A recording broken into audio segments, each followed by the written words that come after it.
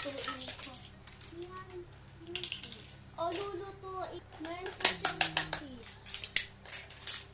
Bilihan mo muna po ako ng mga ganito.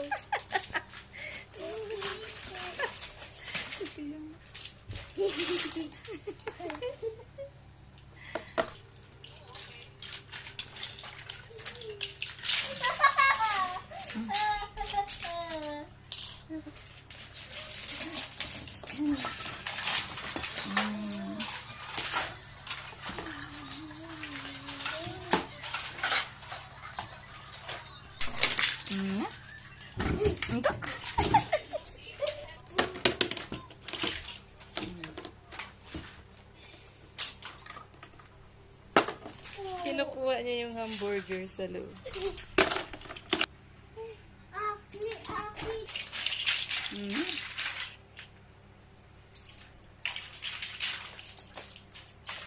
Dito muna po kayo. Kasi, ito.